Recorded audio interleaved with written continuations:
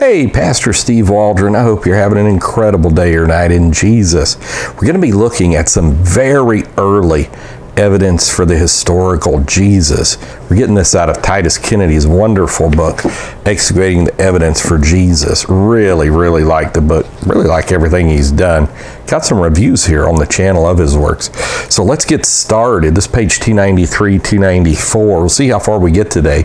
So this is early evidence for Jesus. Again, Jesus, historical figure, God in flesh. So Mara bar Serapion, 1st century AD, said this: what advantage did the Jews gain from executing their wise king? It was just after that their kingdom was abolished, just a few decades afterwards.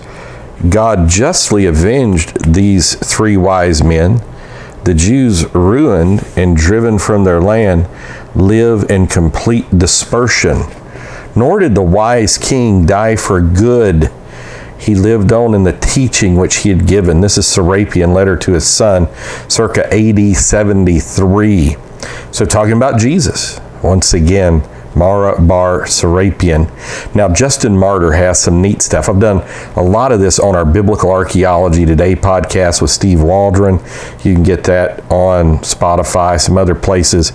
But let's look at this. So Justin Martyr, AD 165 is when he died, 100 approximately when he was born. So it says this: so much is written for the sake of proving that Jesus the Christ is the Son of God, and his apostle, being of old the Word, and appearing sometimes in the form of fire, sometimes in the likeness of angels, but now by the will of God having become man for the human race. He endured all the sufferings which the devils instigated the Jews to afflict upon him. This is Justin's First Apology 63. Now this one, next one is real cool as well. They pierced my hands and my feet, a description of the nails that were fixed in his hands and his feet on the cross.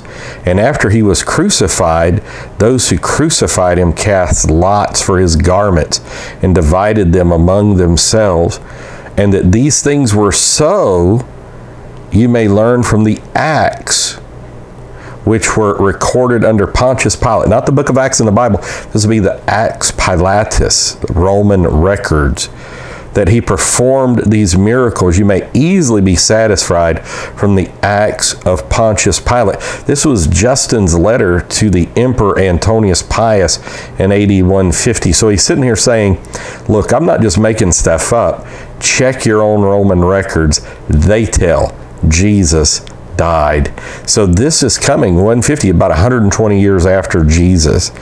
Now, Galen of Pergamon, I think this may be Galen the physician, very famous. He lived 129 to 200 AD approximately. Says one might more easily teach novelties to the followers of Moses and Christ than to the physicians and philosophers who cling fast to their schools. And that's found in Galen's De Differentius Pulsium 33, circa AD 180. And so then the Mishna gets into the early evidence for Jesus, redacted about AD 200, indictment against Jesus the Nazarene. Notice even that New Testament nomenclature of Nazarene. He shall be stoned because he has practiced sorcery and lured Israel into apostasy. Anyone who can say anything in his favor, let him come forward and plead on his behalf. Anyone who knows where he is, let him declare it to the great Sanhedrin in Jerusalem. This is the Mishna Tractate Sanhedrin 43a. So it's saying, look, we have condemned Jesus to death to be stoned.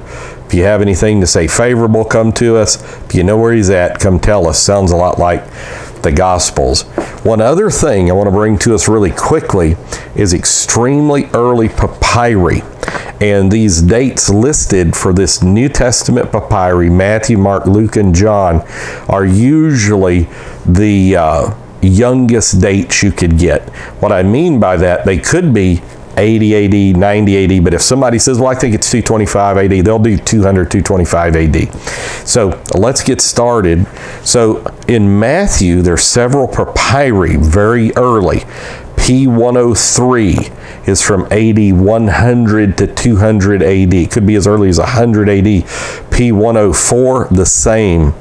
P64 and 67, AD 150 to 200, but there is some evidence it's from the 60s AD from similar paleography of the era. P77, AD 150 to 200. P1, this is all the book of Matthew, 200 to 250 AD. P45, AD 200, 250. I think it's got some Byzantine readings in it.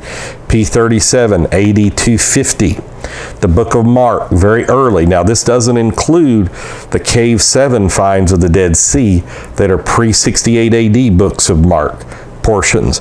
P137, 100 to 200 AD. P45, once again, the wonderful collector of papyri Chester Beatty, Martin Bodmer, John Rylands, all three of those guys, 200, 250 AD. I've done a podcast on those guys and their collections.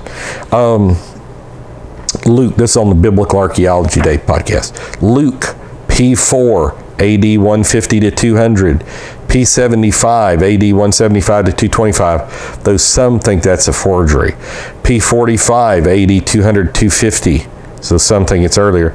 P111, AD 200 to 250. And then the Gospel of John, P52 is considered by many the very earliest portion of the New Testament we have. That's debatable, obviously. P52, 90 to 175 AD. P66, that's Martin Bodmer Papyri too. AD 100 to 200, P90, AD 100 to 200, P75, AD 175, 225, P5, 200 to 250 AD, P22, the same, P45, the same, P119, once again, AD 200 to 250. So incredible early witnesses attesting Jesus Christ, a real person. Serve him today. God bless you. We love you. Talk with you later. Bye-bye.